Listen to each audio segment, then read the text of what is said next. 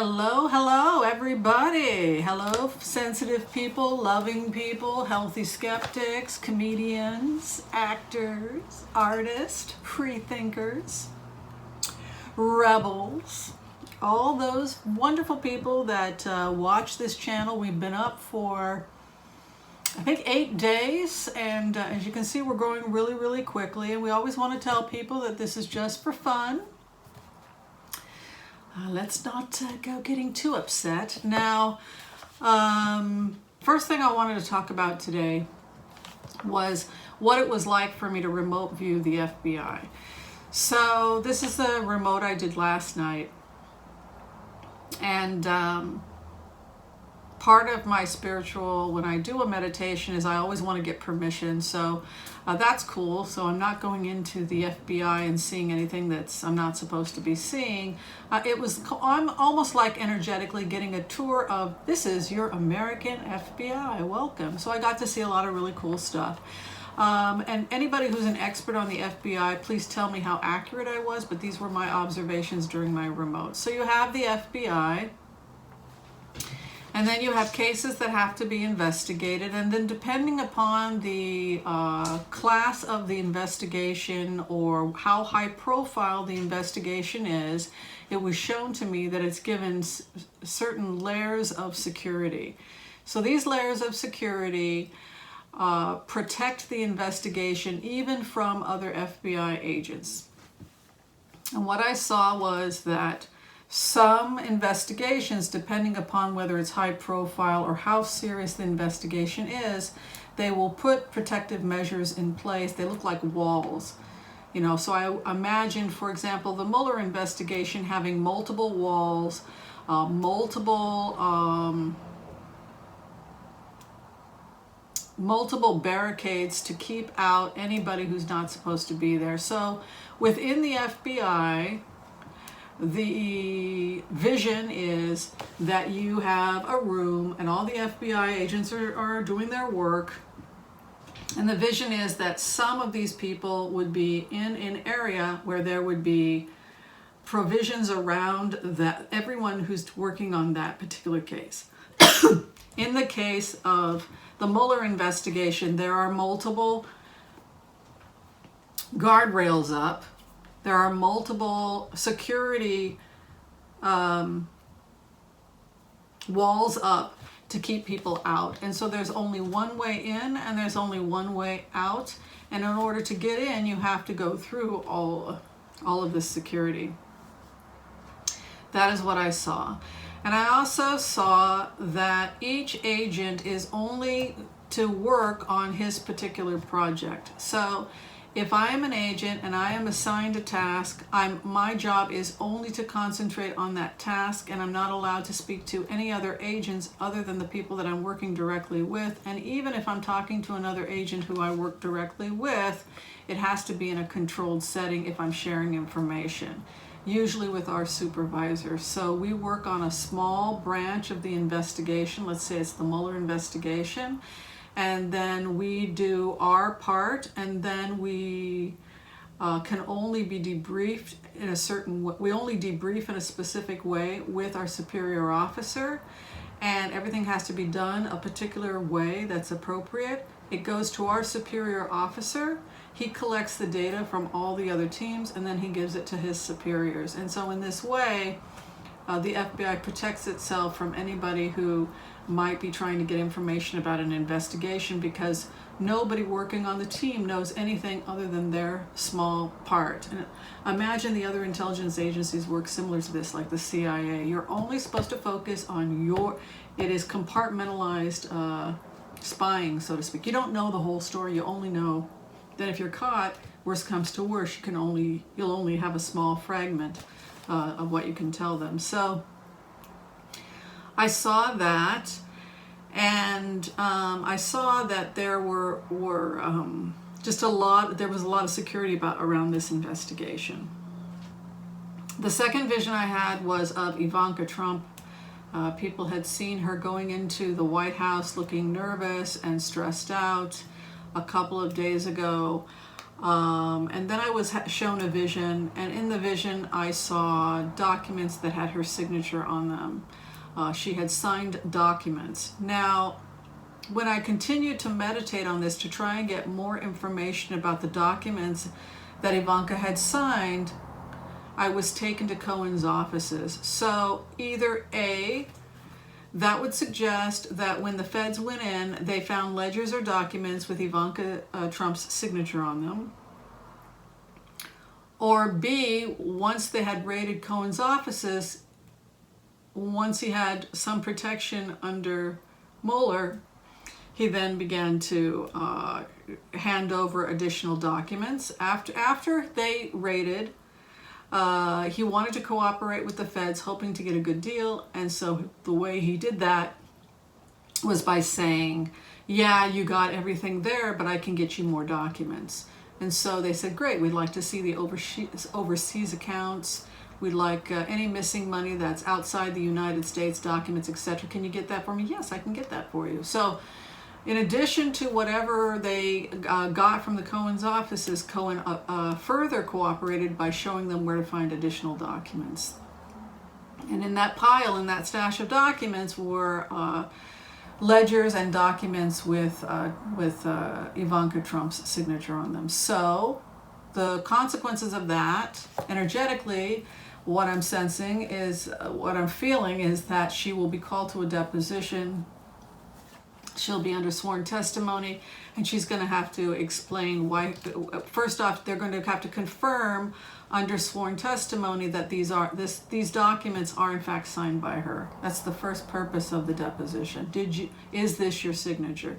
Did you sign this document? And then we'll see what goes from there. But that was the vision. I also had a vision of Ivanka Trump and Jared. There's some conflict there because it looked like there was something going on with her, or that she had withheld withheld information from Jared Kushner. And this put him in a very delicate situation. If somebody doesn't tell you the truth and you're confessing everything to your attorney, and then you find out what you're telling the attorney turns out to be a lie, that puts a lot of pressure on your marriage, on your relationship. So something happened. I don't know the details, but it looks like something went down where she either lied or was not forthcoming with her husband or whoever about facts regarding her signature on certain things. And then when the feds got a hold of it, when they got wind of what was going on, that was the conflict that some other people who do remote viewings, they had all talked about this conflict they were seeing between Ivanka and Jared. That is how it looked to me. It was not being forthcoming about, or possibly lying or not being forthcoming about certain things, certain documents that she had signed. I believe I finally got into the White House. It's been something I've been trying to do for a long time, doing a remote viewing. I can't do an astral trip there, I've tried. But I did last night do a meditation, and I believe, and again, any experts out there watching, tell me if I got it right. I think I got into the bedroom. And I saw the bed to the left of me, to the left of the room. You can correct me if that's wrong, but that's how it appeared to me. And it was an old, heavy bed, and it looked like it had 4 posts. And then I was able to see how they locked the door to get into the private entrance of the White House. And it looked, the private entrance of the president, and it looked like it was 2 steel doors. Boom, boom. So you really get locked in there if an emergency should happen. You can really bolt yourself in there. So I saw that. The other thing I saw, and again, people can correct me on this, but it appeared that they had a pretty cool phone system that I was able to pick up on, which this is mind-blowing to me, but probably no big deal to anybody else. But anywhere that Mr. Trump or the president is in, when he's in his private chambers, he'll be able to hear perfectly the voice of the other person on the intercom or on the phone. They can pipe it through. So that means that when he's lying in his bed and he's sleeping, they can say, sorry to disturb you, Mr. President, there's an emergency call from Erdogan or whatever.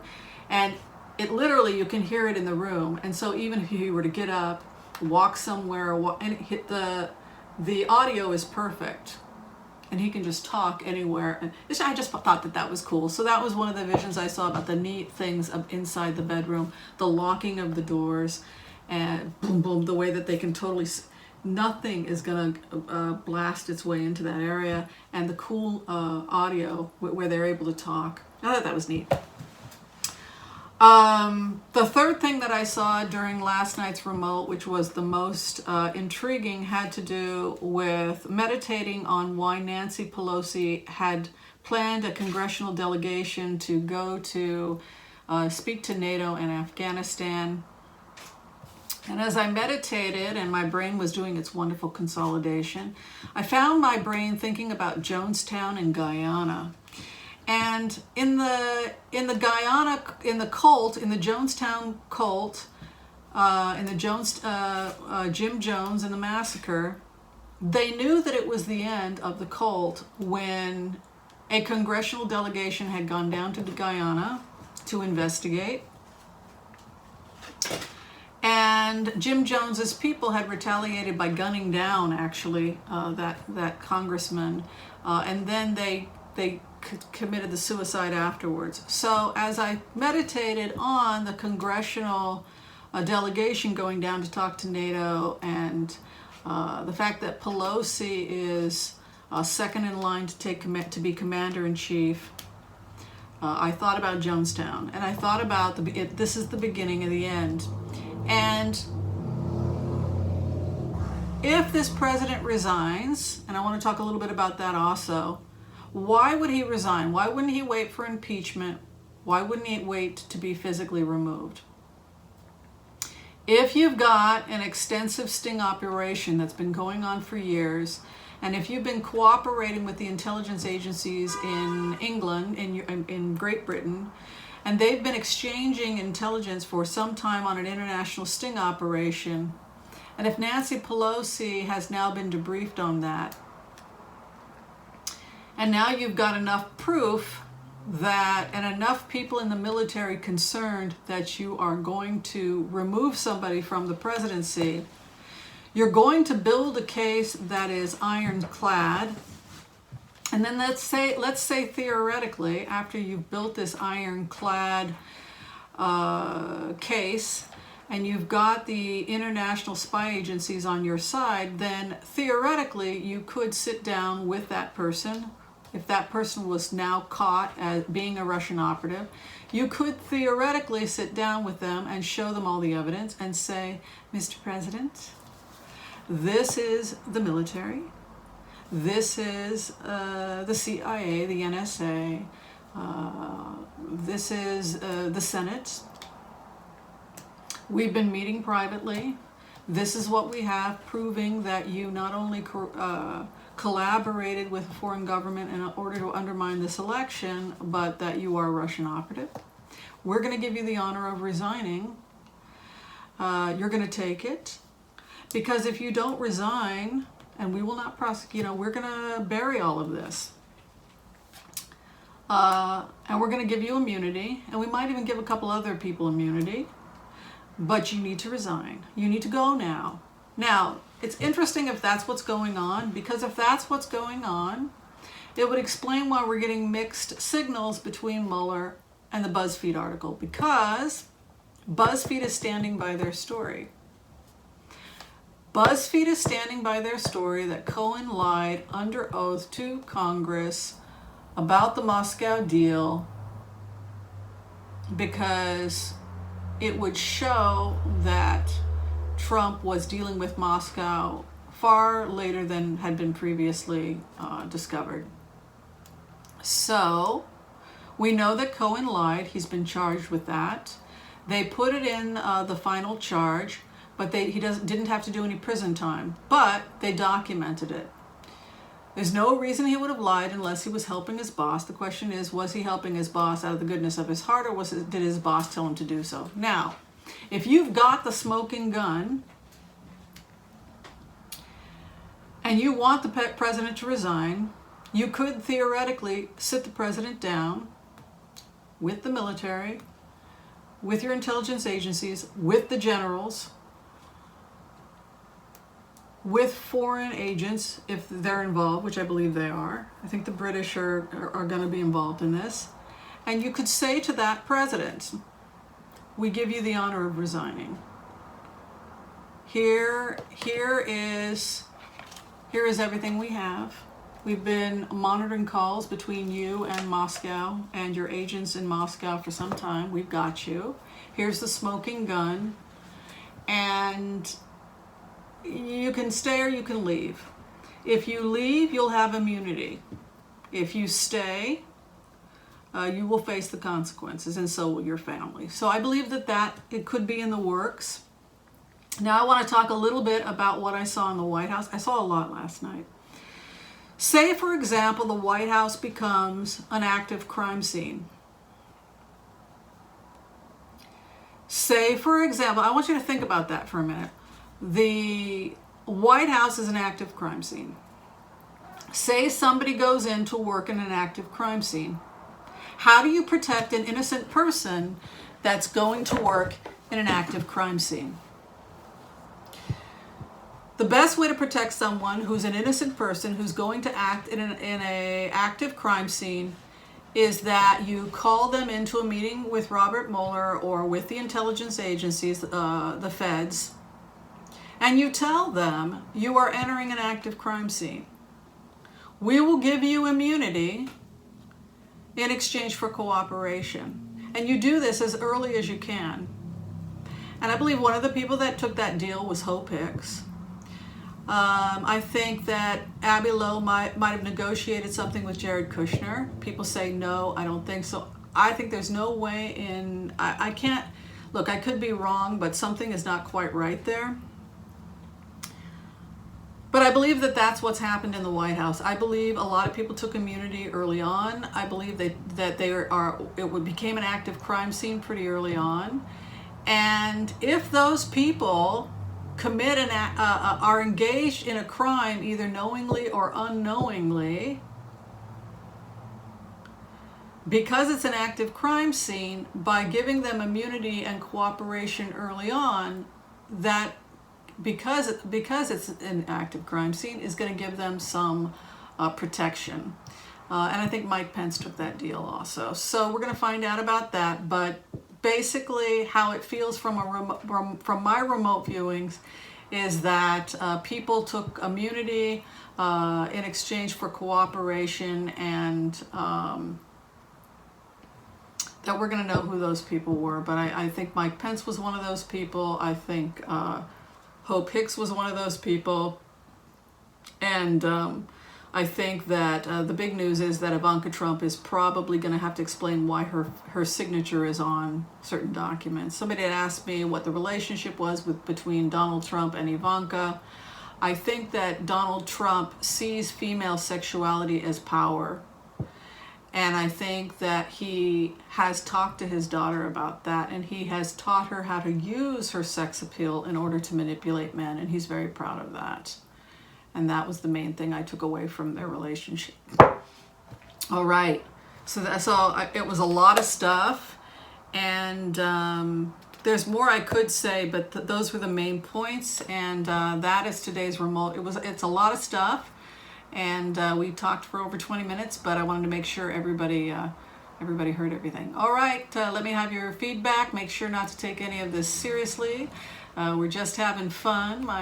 My fellow sensitive people, we call this a comedy channel, right? Thanks for watching. Peace out, everybody.